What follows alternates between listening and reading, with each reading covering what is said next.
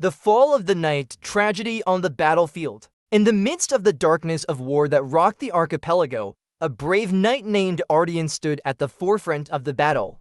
He was not only a soldier, but also a symbol of hope for his people, a leader who swore to defend his homeland to the last drop of blood.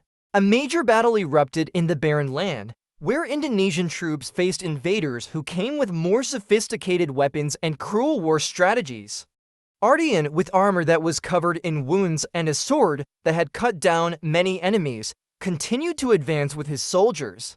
Every attack is part of the struggle. Every wound is evidence of inevitable sacrifice. However, on a battlefield full of blood and sorrowful screams, fate was written. Ardian was betrayed by someone he trusted, a colleague, who handed over the secret of his troop movements to the enemy for his own safety. Surrounded and losing many troops, Ardian continued to fight bravely, even though he knew a tragic end awaited him. When the sun set in the western horizon, his body collapsed in the middle of the ground, wet with blood and sweat.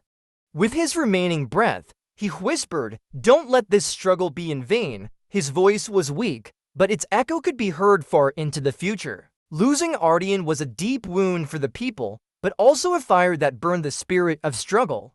He died as a knight, but his name will always be remembered as an unquenchable light in the history of the nation's struggle. Losing Ardian was a deep wound for the people, but also a fire that burned the spirit of struggle. He died as a knight, but his name will always be remembered as an unquenchable light in the history of the nation's struggle.